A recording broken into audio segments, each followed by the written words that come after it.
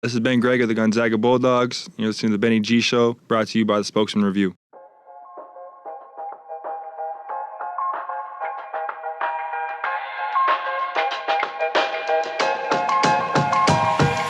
Ben Gregg giving the Zags a lift.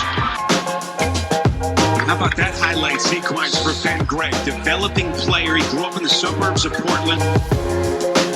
Gregg with another three for the Zags. Ben Gregg is keeping Gonzaga in it. Hello and welcome back to the Benny G Show with Ben Gregg. I'm Theo Lawson. I cover Gonzaga basketball for the Spokesman-Review. Here with Ben. This is a remote version of the podcast. I think we're on episode 5. I'm down in the Bay Area covering Gonzaga's game against Santa Clara this week. I wanted to get out of the cold, so I left a couple days early. I've got family down there. Ben, you guys are leaving tomorrow. How's the start of the season? Yep, I'm excited to get out of the cold myself. Yeah, it's not too fun walking out of the gym or the apartment for the first time. So definitely looking forward to seeing the sunshine. Yeah, cold weather in Spokane. It's I can confirm it's about 55, 60 here right now. So we'll take it for 30 degrees in Spokane any day of the week. Gonzaga, I believe students aren't back yet, so you guys are still on your winter break. I was kind of curious to ask, what does winter break look like when the students aren't there? You guys are still obviously practicing, lifting weights every day, preparing for games. What does kind of an average day without class look like right now? Yeah, there's a lot of downtime, so I'm able to sleep in, which is nice. I don't have an 8 a.m. or 9 a.m. class to start my day off. But yeah, I wake up, around 10 o'clock, and then head to the gym, get a workout in on the court, and then lift, and then normally I practice around 1 or 2. And then just hang out the rest of the day. I'm normally with Ryan or a couple other teammates, so just trying to kill time as much as I can. And you kind of do miss school during these breaks because, it's kind of boring out here without having to worry about classes or anything. Just a lot of time to kill. So, yeah. Yeah, I don't know too many college students who will say that they actually miss class when they're home for break. But after a while, you're out of your routine. Most of your non-basketball friends are still out of town, so it's probably hard to kill time. We were talking before we started recording. You said you were watching the Wake Forest Florida State game. That's a few of your old Gonzaga teammates, Hunter Salas and Efton Reed. What's our score right now, and how are Hunter and Efton looking? Wake is down 1 right now at half. But yeah, it's just cool to see these guys play. I know Efton got his waiver late, like we talked about, to join the team, and now he's playing. And Hunter's had off to a heck of a start to the season, averaging almost 20. So it's just cool to see these guys star in their new roles. Yeah, Wake Forest, I think they're 11-3. They had a big win against Miami this weekend. Obviously played a large chunk of the season without Efton, who just got his waiver approved, and he's now in their starting lineup. So what's kind of the communication level like with former teammates, guys who are at other schools? Is there still weekly communication between you guys? Is there maybe a group chat with a bunch of the players that you guys still try to keep in touch with guys like Hunter and Efton and Dom Harris? Yeah, I've talked to Dom every once in a while here and there. Sounds like he's doing good at LMU. And then Hunter and Nolan were really close last year, and so whenever I'm with Nolan, they always are FaceTime each other, so I get a chance to talk with them. And they're loving where they're at, Hunter and Efton both. So, like I said, it's just cool to see these guys, kind of star in their new roles and really thrive where they're at. Yeah. Obviously, you guys will see Dom twice here the next few months, and I'm sure we'll talk about that down the road.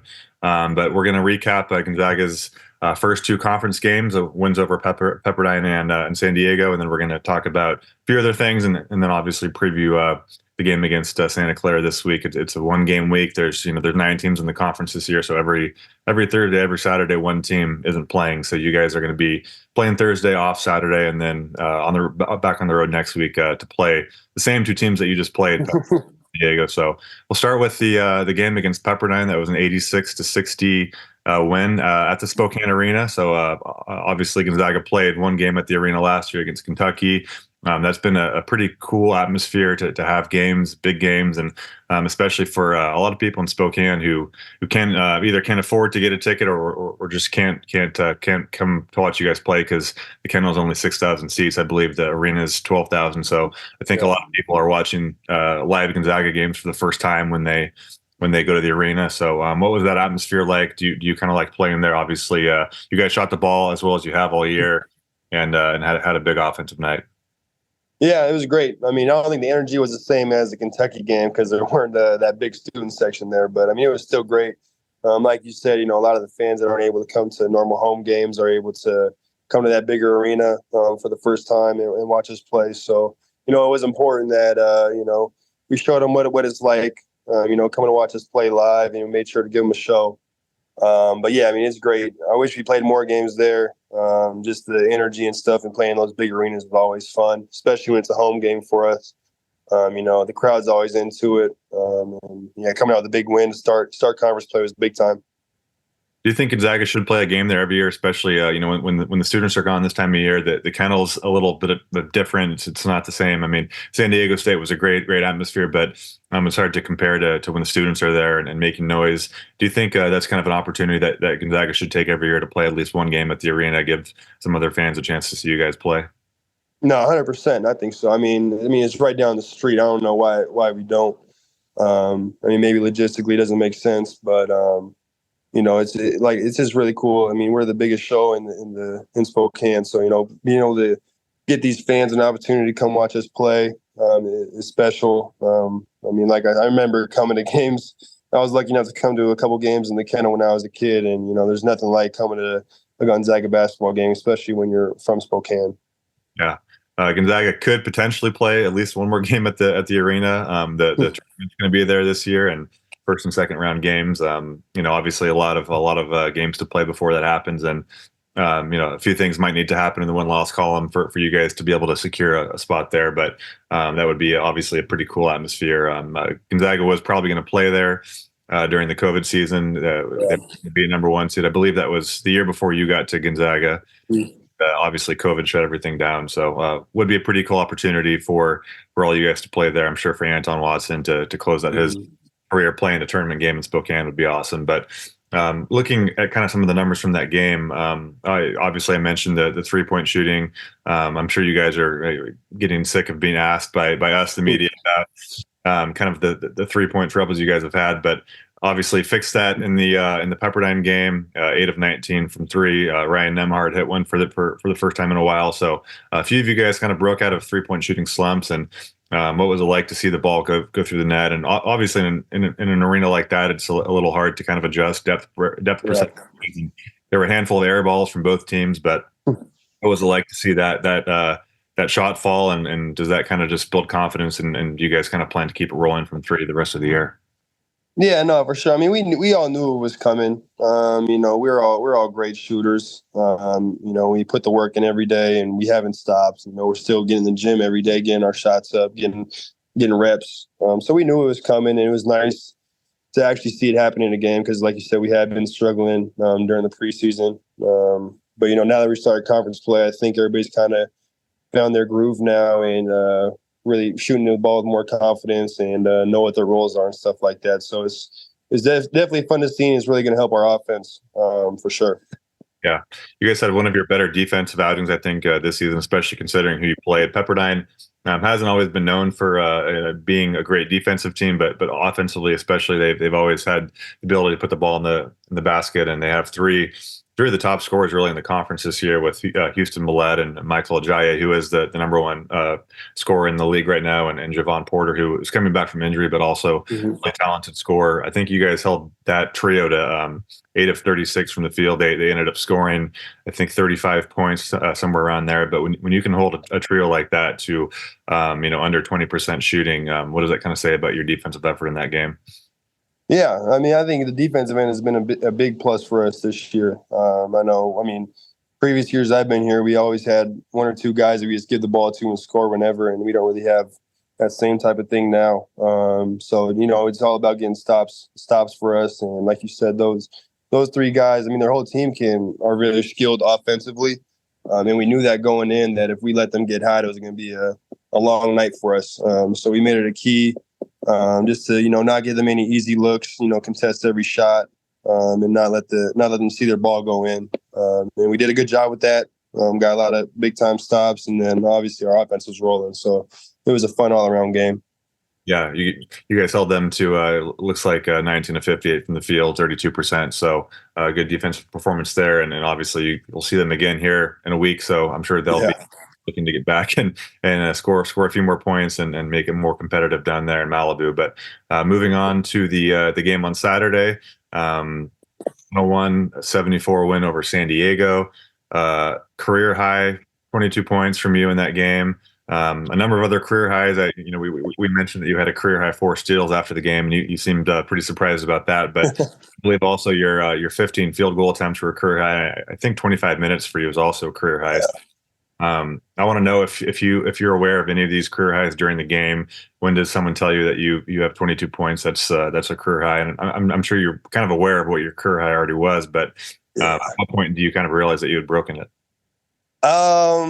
Yeah, I mean, I knew what my career high was before I knew it was 18. And they do have the scores on how many points people have scored on the scoreboard. So I mean, it's kind of hard not to look up there sometimes, especially when a lot of your shots have been going in. But I don't really think about it during the game. I'm like, oh, I just got my career high. That's sweet. I was just trying to just keep playing and do whatever I could to help the team win.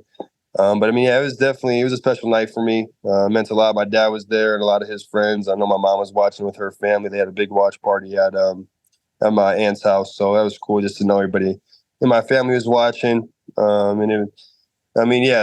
of shots. I didn't think I took 15 shots. That came to surprise me when I looked at the stat sheet. But just got to have that confidence in myself to let it fly. I know what I'm capable of. So, just trying to build consistency with this now, and try and do this every game.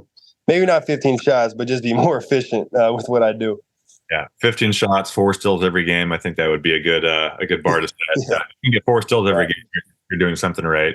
Exactly. Yeah. How do you think the 4 steals does come about in a game like that? Because, like you said, I think you said you're not kind of known for your steals, although I think you're second on the team in steals after Anton Watson, 1.2 a game, and Anton obviously is number 2 in school history, so that's pretty good company there. I think he's at 1.3.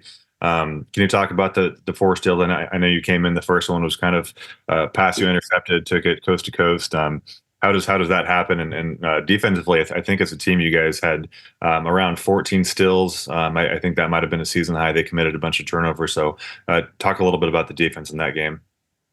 Yeah, I mean, like I said, it was kind of a surprise seeing that I had 4 steals. The first one I kind of jumped the pass and I was able to get a hand on it, and then led to a fast break. But I think the other ones were just kind of more, someone got a deflection, loose ball, and just having that knack for finding loose balls and stuff like that is a positive trait I have. So that was big time for me. And now I got to keep building on that as well. Being able to get deflections and stuff like that. The next day, Coach Few said normally Anton is head and shoulders above everybody in deflections and steals. But I think the Pepperdine game, Dusty was a leader in deflections, and then San Diego game, me and Ryan led the team in deflections. So he kind of made it a point that everybody needs to keep on stepping up and getting it done on the defensive end and getting steals and deflections. Do you guys value deflections just as much as steals? I mean, if you're going to put priority on one thing, is it deflections over steals? Is it kind of the same, or how do you guys kind of rank those two? I would say they're pretty equal. We have someone that tracks deflections during the game, and I think last year, 2 years ago, we kept track of this hustle plays, charges, deflections, offensive rebounds, stuff like that.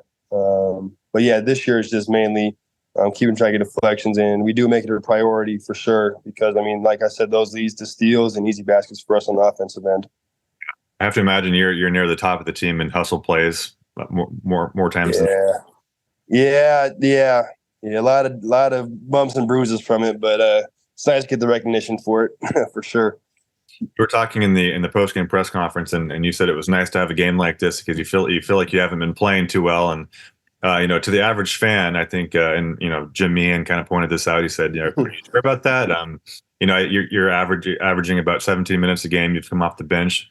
8 points a game, 5 rebounds. Like I said, second on the team in steals, 52% from the field, and just under, I think, a little over 35% from three. So I think that the average fan would look at those numbers and say, no, he's playing pretty well. He's had a good season. And but just for you, obviously, you said you have high expectations. What parts of your game maybe do you think have been lacking and kind of need improvement? I would just say the consistency. I mean, I'm supposed to be an energy guy every game. And, some, like I talked about earlier, like some of these games, the bye games that we're never going to win, like in the preseason, I didn't really bring that same energy that I needed to bring. And I feel like I'm a totally different player when I'm not. Like if I'm not bringing energy, I'm not doing a lot else on the court because that kind of fuels my offense, fuels my defense, fuels the rebounding. So it's just trying to be more consistent with that. And then offensively, I know I can score the ball. So it's just about having the confidence to take shots. I think that's starting to grow more and more as I'm seeing the trust the coaching staff has in me and my teammates to allow me to take shots, especially open ones. So, just trying to be more consistent with that and bring energy every night. And I think I'll be all right then. Then I'll be happy with how I'm playing. Yeah. Is it hard to be the energy guy? Not everyone on a team. I mean, most players don't have to be the energy guy. Everyone should be bringing some level of energy, I'm sure. But every team maybe has one or two guys who that's kind of their role on the team is to bring energy. And you guys play more than 30 games every year, 35, 40 sometimes.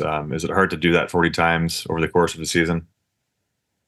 It can be. I would say practices are the toughest because in games we got crowd and everybody that giving the energy, but yeah, I don't know what my deal has been in those games where I haven't brought it. It's just something I've kind of started to figure it out. Just kind of body language is the most important thing that gets me going.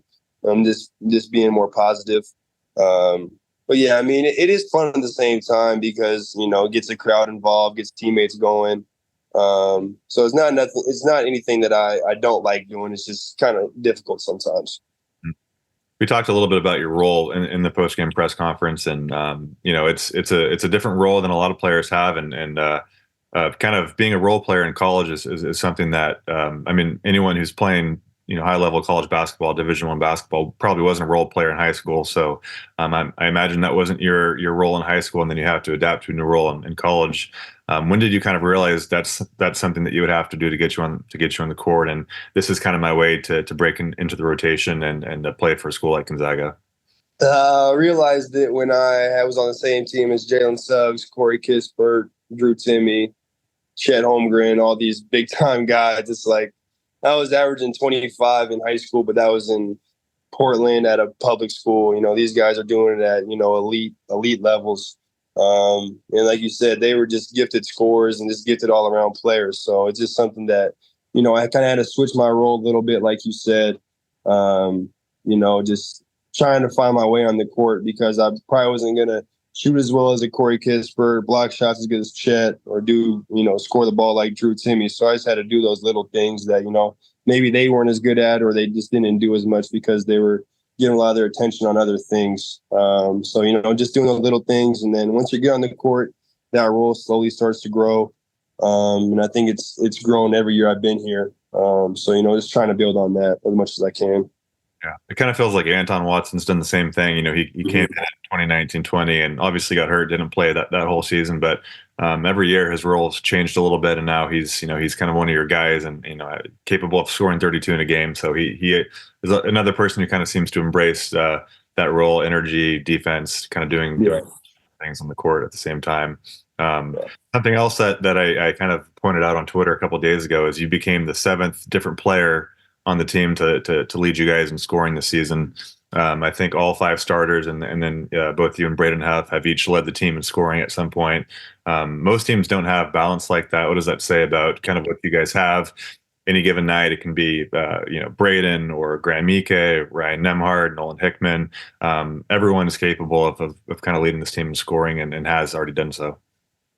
Yeah, I mean that just shows the depth we have and just the talent we have on the offensive end.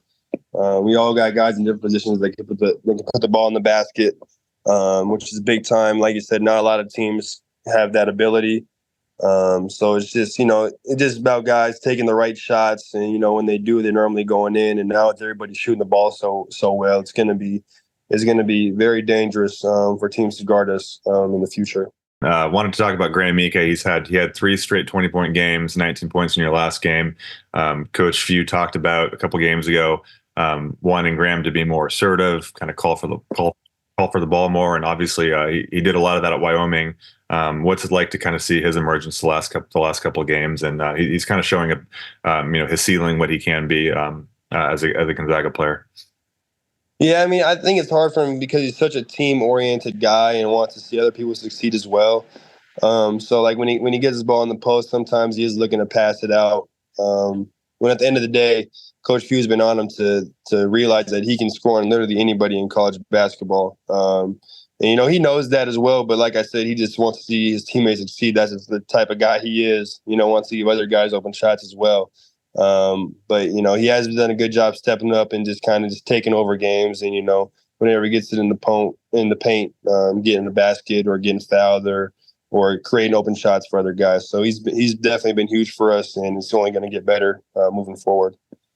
What's it like to guard a guy like that in practice? And obviously you've guarded guys like Drew Timme and Anton, also Chet Holmgren, a handful of the top players, top big men who've kind of come through Gonzaga the last few years, but he's a little different. He's so big and strong. He kind of does it differently than Drew and Chet and guys like that. I mean, do you just take a beating every time you're down there with him wrestling? Yeah, it definitely is a wrestling match. He's one of the strongest guys I think that I've had to go against in practice. Obviously, Drew's footwork was incredible, but the way Graham's strength is, and his footwork is unbelievable as well.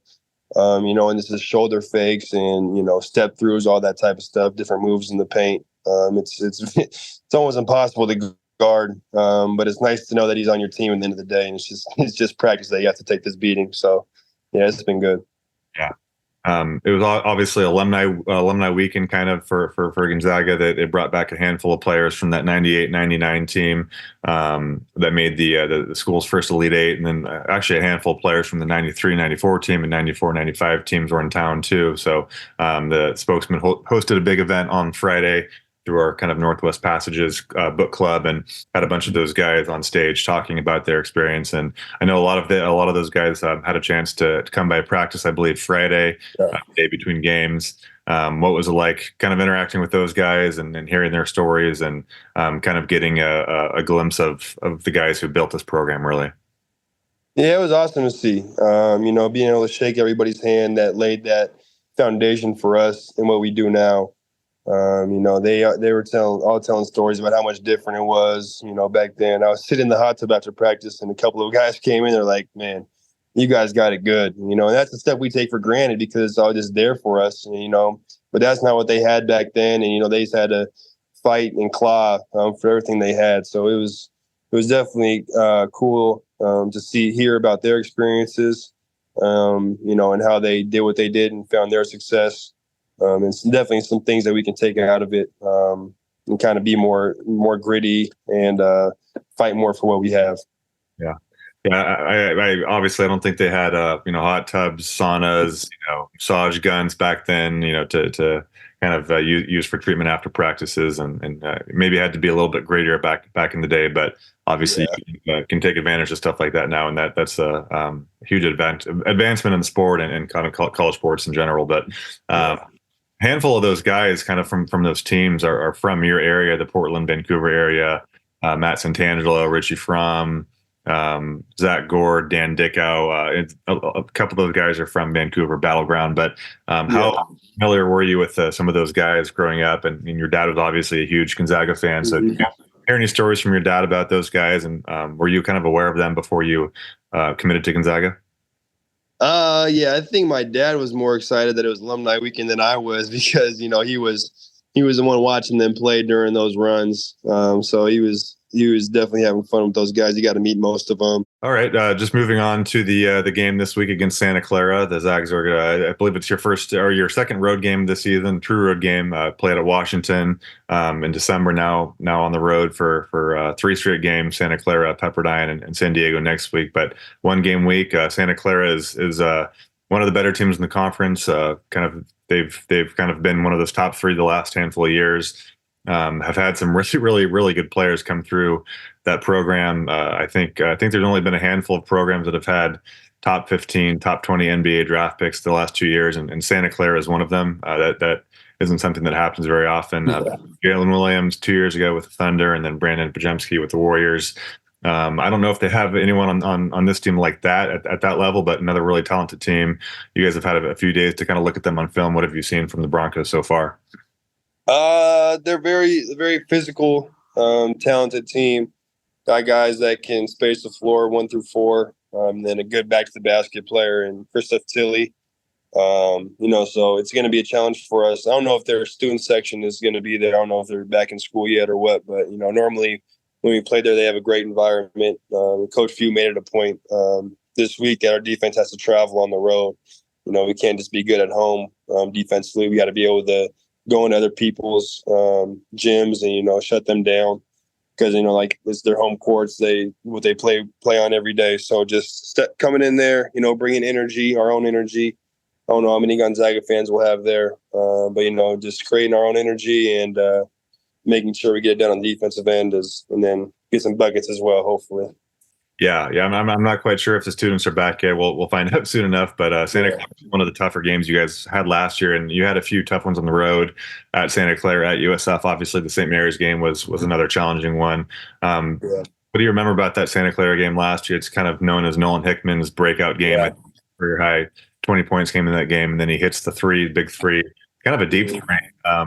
Maybe inside the last 2 minutes, minute and a half to kind of seal the win for you guys. And I believe you had to make a comeback and come back from, I think, down double digits in a few of those games, including that game. What do you remember from the Santa Clara game last year, their student section, kind of Nolan's game and coming out of there with a win? Yeah, I remember it was a back and forth game down the stretch. And it was the Nolan Hickman game for sure. I remember he put on a show. I think one of the bigs got in foul trouble last year, so that was the most minutes I played. I think last year that was kind of the first time I've really played real big minutes down the stretch, and I remember being pretty tired after the game. But yeah, it was a great environment in there. Actually, it's a kind of a smaller gym, but the student section gets loud and rowdy. Those are always the best games to play in. Coming into someone else's gym and people trash talk and stuff like that. So hopefully the student section's back and we can run it back again. Yeah. One player on Santa Clara I wanted to bring up and get your thoughts on is Adama Ball. He's kind of their guy this year. You mentioned Tilly. He's back, but Adama Ball, I believe, a transfer from ASU, averaging 16 points, 3.4 rebounds, 3 assists, kind of doing a little bit of everything. He's 6'7", so something that I'm sure you're going to see a little bit of during that game Thursday. What are kind of some of your early impressions of Adama and kind of what threat he brings? Yeah, he's a 3-level scorer. He's a big, long, tall guard who's athletic and can shoot the ball as well. So can get it done on all 3 levels. Just being able to shut him down and don't let his length get to the rim and score over guys and just playing physical. But yeah, like you said, he's super talented, scoring a lot of points. This is gonna be the first time we see him. So we'll see what we can do and what's working, what's not working, and then get a game plan. Make adjustments and try and shut him down. Yep. One more topic to bring up about the game this week. We touched on it, I believe, in the post-game press conference on Saturday. Coach Few, Mark Few, is coming up on his 700th win. Won his 699th game on Saturday. Could win number 700 on Thursday. I imagine, knowing Coach Few, that's not something that he's brought up himself. I don't even know if he's aware of it. But Nolan Hickman said that in the post-game presser on Saturday, he's going to make sure the team is aware of it, players are aware of it, and make sure to get this win done for Coach Few, and he can kind of put another milestone in his pocket. So when you hear 700 wins, there's only a handful of coaches in college basketball history who've done it. I believe he'll become the second fastest to do it after Adolph Rupp at Kentucky. So he's going to be keeping some pretty good company there. What does that number sound like to you? Is it kind of mind blowing to you that your coach is coming up on such a milestone? Yeah, no, it's incredible for sure. I had no idea that was until like you said, that conference after the game. And I'm sure he knows, but he hasn't really put too much thought towards it. He's just kind of more focused on winning the game, not really worried about the number of wins it will give him.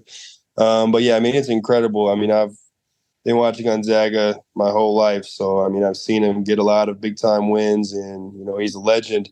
When he gets on me in practice or games, I kind of have to stop and be like, man, this is Mark Few getting on me. But at the end of the day, he's just my coach now, which is crazy to think about and say. But he's had a heck of a career. Hopefully he has many, many more wins. But definitely we'll celebrate for sure if we get it on Thursday. Yeah, is it kind of like a no hitter in baseball where you don't want to talk about it too much to jinx it? If it happens, and you celebrate it. Is it something that you probably will avoid talking too much about before the game? we'll probably bring it up to the guys, just the team, to give us something a little special to play for. Maybe come out with a little bit more energy and stuff. And then, hopefully able to celebrate with him after the game, maybe give him a little Gatorade shower or something in the locker room. But we'll try not to jinx it though. Knock on wood. Maybe a classic Mark through handstand too. He'd like to pull out the handstand for the bigger win. Usually in the NCAA tournament, but I feel like if you win number 700 on the road, especially at a place like Santa Clara, that warrants a handstand. So, no, for sure. But only a couple of years ago that he got to 600. I believe his 600th win was the season opener against Kansas and Florida. I think that was your first year, but I believe you weren't on campus yet. I wasn't there yet. Down in Florida. So he's gotten from 600 to 700 really fast because that was only a couple of years ago. So really impressive. And we'll see if you can get that done on Thursday at Santa Clara. So that's going to wrap it up for our first segment. We're going to come back with our catch and shoot segment. Stay tuned.